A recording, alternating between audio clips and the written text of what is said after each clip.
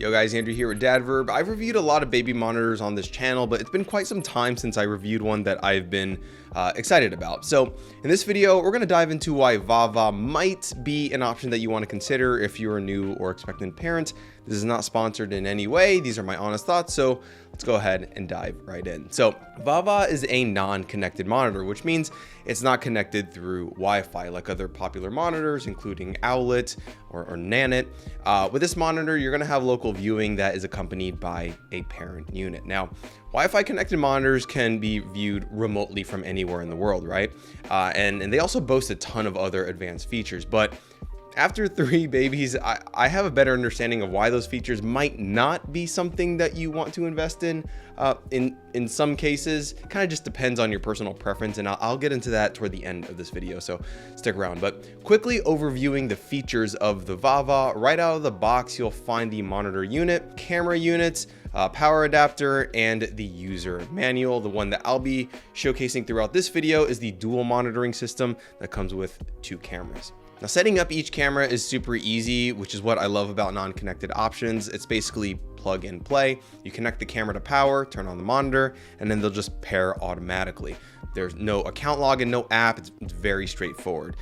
It is worth noting that this can either be rested on like a tabletop or be mounted for a top-down view of the crib, which a lot of parents do like, but those accessories to do that don't come included, but there is kind of that little notch underneath the monitor so that you can mount it to a screw on the wall. It comes with a 5-inch 720p parent unit. The battery life here is listed as going up to 10 hours with live video and up to 24 hours if you're just using the audio monitoring. Now, I haven't tested the full bounds of that, but we've made it through full nights of sleep when the unit was not connected to power, and the battery still showed life in the morning. So as far as we can tell, the battery life is as advertised. Now, regarding range, in optimal conditions, it should reach a range of about 900 feet or so. In a little test that I did, I was able to get to my neighbor's house before I lost signal. So it was performing a few feet better than the DXR8 Pro from what we saw, but pretty similar there. Next, the overall picture quality is somewhat on par to my other preferred non-connected options, the Infant Optics DXR8 Pro, like I just mentioned, and the Eufy Space View. To get a good idea of picture quality and sharpness, I took a Pokemon card with some fine print on it and then put it in front of both cameras to see how well they read. Between the two, I think the DXR8 Pro tends to over sharpen the image for a cleaner look, which parents might actually prefer to be able to make out details a little bit better. That said, the Vava is showing a little bit of a wider field of view than the DXR8, giving you a slightly broader view of the room.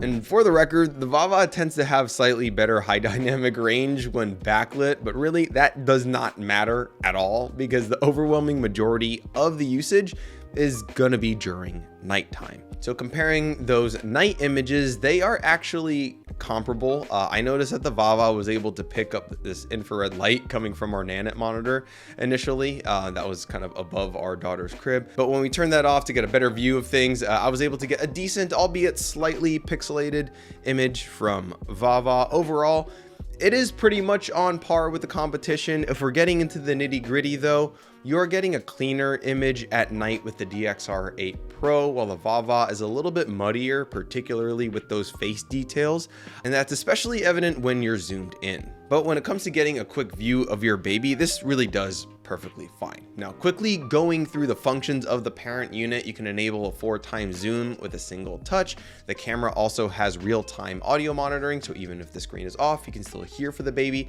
and then get a visual of the sound intensity from crying or babbling with the LEDs above the screen. The camera also has full pan and tilt capabilities, but it's worth noting that when you are panning from left to right, it is a little bit slower compared to the Infant Optics that can get around a room a little bit faster.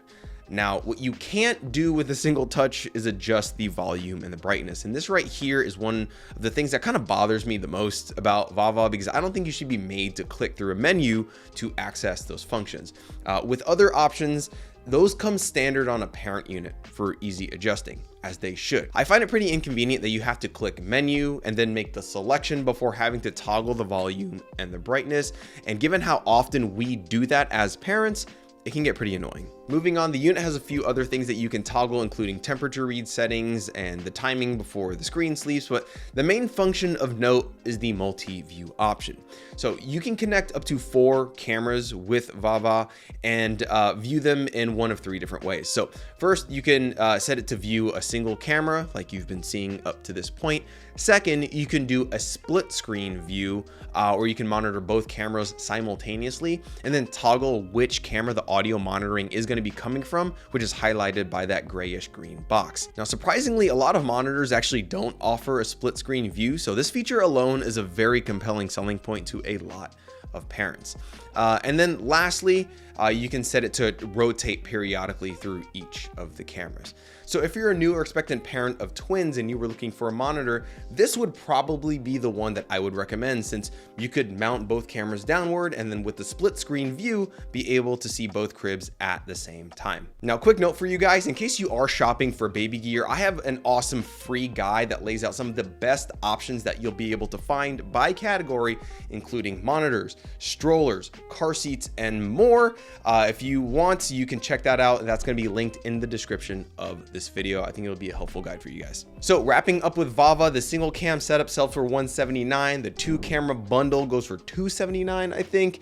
But I do routinely find these going for lower. I'll have both of them listed below. And by the way, buying through that link does help support this channel at no additional cost to you. So please consider doing that. Again, none of this is sponsored. So that's the rundown. Overall, it's a great monitor, and hopefully that gives you a better idea of how the monitor functions in comparison to some other non-connected favorites of mine. I would say this is right up there with them, but the Infant Optics DXR8 Pro still might be my favorite option by a hair. And really, that just kind of comes down to the parent unit. I just like it better. I like that the volume toggle and the brightness toggle are just on board on the parent unit, ready to use. And then clicking through the menus just feels a little bit smoother with Infant Optics. That's just my opinion. Last thing that I want to cover is just about non-connected versus connected monitors in general. So I've already discussed this at length in other videos on this channel, as well as in our course for new dads. But if you're really debating between, try to get a connected or non-connected monitor, quick rundown for you, okay? With non-connected monitors, you're going to be missing out on a couple high-end features that include sleep analytics, vitals monitoring, and then remote viewing.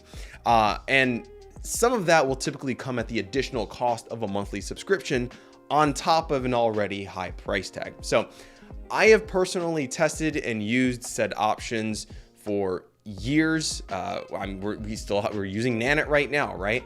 And while they were comforting and helpful to some extent, especially with those analytics, I genuinely don't think that you need any of them. Okay, so if you value simplicity and more importantly security, going with a non-connected option like Vava or the Infant Optics DXR8 Pro is definitely going to be the way to go. So that's all I've got for you guys. If you found this video helpful, please hit that like button down there. It'll help other parents find this video. And for more videos for new parents, please consider subscribing to our YouTube channel.